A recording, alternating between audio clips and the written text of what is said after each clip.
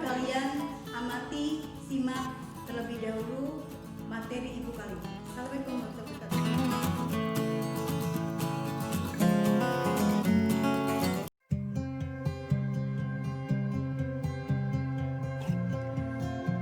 Perhatikan gambar berikut. Ini adalah bumi Indonesia yang kaya dengan sumber daya alam, seperti adanya sumber daya alam, kelautan, hutan, pertambangan, dan lain-lainnya yang bisa dimanfaatkan oleh pemerintah untuk memakmurkan, mensejahterakan rakyat Indonesia. Ini termuat dari Undang-Undang Dasar 1945 Pasal 33 Ayat 1, 2, dan 3. Tapi kenyataannya banyak sekali rakyat kita yang masih kekurangan, baik itu di dunia pendidikan, sosial dengan adanya banyak kemiskinan, dan kesehatan. Padahal kita masih banyak memiliki sumber daya alam yang bisa dikelola oleh negara dan tujuannya untuk memakmurkan, mensejahterakan rakyat Indonesia. Kita lihat banyak masyarakat kita yang memiliki rumah kumuh, pemukiman kumuh yang tidak layak untuk ditinggali. Banyak anak-anak yang putus sekolah. Ada yang tahu apa itu korupsi? Mungkin kalian sudah mendengar tentang pengertian korupsi? Iya. Korupsi adalah perilaku atau perbuatan yang tidak jujur, yang di dalamnya termasuk bentuk kebusukan, keburukan, kejahatan, penggelapan, serta bentuk lainnya. Jangan biarkan korupsi merusak bangsa Indonesia. Dampak dari perilaku dan tindakan pidana korupsi sangatlah merugikan negara. Ada bentuk korupsi menurut Undang-Undang Nomor 31 Tahun 1999, Jo Undang-Undang Nomor 2 Tahun 2001. Dampak dari korupsi sangatlah merugikan keuangan negara. Artinya, melawan hukum melakukan perbuatan memperkaya diri sendiri atau orang lain, atau korporasi menyalahgunakan kewenangan, kesempatan, atau sarana yang ada. Lalu adanya suap menyuap. Apa itu suap menyuap? Memberi atau menjanjikan sesuatu kepada orang lain atau PNS karena kekuasaan atau kewenangan yang berhubungan dengan jabatannya. Pejabat atau PNS yang sengaja menggelapkan, merusak, atau menghilangkan dengan sengaja barang, akta, surat, atau dokumen yang diperlukan penyalahgunaan. Lalu adanya pemerasan. Pemerasan itu adanya PNS atau penyelenggara negara yang dimaksud menguntungkan diri sendiri atau orang lain secara melawan hukum atau dengan kekuasaannya memaksa seseorang memberikan sesuatu, membayar atau menerima pembayaran dengan potongan untuk dirinya sendiri.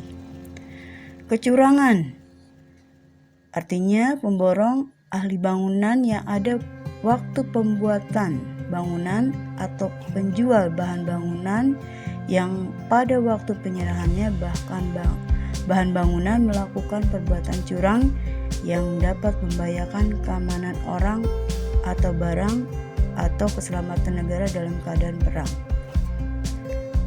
Lalu gratifikasi, sebuah pemberian yang diberikan atas diperolehnya suatu bantuan ataupun keuntungan. Ada yang tahu apa itu gratifikasi? Ya, gratifikasi artinya pemberian dalam arti luas, yakni berupa uang, barang, rabat atau diskon, komisi, pinjaman tanpa bunga, tiket perjalanan dinas, fasilitas penginapan, perjalanan wisata, pengobatan cuma-cuma, dan fasilitas lainnya yang diterima dalam negeri maupun di luar negeri yang dilakukan dengan menggunakan sarana elektronik atau tanpa sarana elektronik. Adapun nilai-nilai anti korupsi, yang pertama kejujuran, kedua kepedulian, ketiga kemandirian, keempat kedisiplinan, kelima tanggung jawab, keenam adanya kerja keras, ketujuh kesederhanaan, 8 keberanian, 9 keadilan.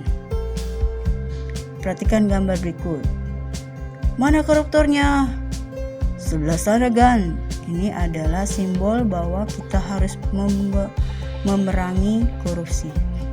Diberondong aja katanya. Edukasi anti korupsi harus berani jujur, langkah awal berantas korupsi dengan cara integritas diri, teladan keluarga, adanya budaya organisasi. Hayo bangkit lawan korupsi sekarang juga. Hal-hal yang menjadi pembenaran, adanya ucapan terima kasih, lumrah dan wajar, memuliakan tamu adat ketimuran, uang pulsa, sekedar makan, membina hubungan baik dan lain-lain. Adapun pengendalian individu berupa self assessment sederhana yang dapat digunakan oleh masing-masing. Lalu adanya pegawai negeri dan penyelenggara negara dalam menghadapi penerimaan gratifikasi dengan melakukan asesmen amati. Diharapkan PNS dan penyelenggara negara dapat mengambil sikap yang tepat dan saat dihadapkan oleh pemberian gratifikasi apakah harus segera menolak atau dapat menerimanya untuk kemudian dilaporkan kepada KPK. Apa itu KPK? Ada yang tahu panjangannya? Ya, Komisi Pemberantasan Korupsi. Nah, apa saja? Apakah ada sanksi untuk pelaku korupsi atau koruptor? Ada. Sanksinya termuat pada pasal 12B ayat 2 Undang-Undang Nomor 20 Tahun 2001, yaitu dengan adanya pidana penjara seumur hidup. Paling singkat 4 tahun dan paling lama 20 tahun, dan pidana denda paling sedikit 200 juta, paling banyak 1 miliar. Nah, bagaimana dengan ini? Pemberian parsel dari bawahan kepada atasan, hadiah atau sumbangan saat perkawinan anak jabatan, pemberian paket wisata oleh rekan kepada keluarga pejabat, pemberian potongan harga kepada pejabat keluarga dari rekanan, tempat kantor, biasa belanja, barang seperti ATK, komputer dan lain-lain, pemberian ongkos atau hadiah umroh pada PNS, pemberian hadiah ulang tahun. Lalu bagaimana dengan siswa? Apakah siswa pernah korupsi? Mungkin korupsinya hanya korupsi waktu. Maka kita harus menanamkan nilai-nilai anti. Gimana anak? Sudah paham tentang anti korupsi yang ditayangkan di slide ini? Silakan kalian pahami, dan materi kali ini semoga bermanfaat bagi kalian semuanya dan diterapkan dalam kehidupan kita sehari-hari. Salam MPLS. Assalamualaikum warahmatullahi wabarakatuh.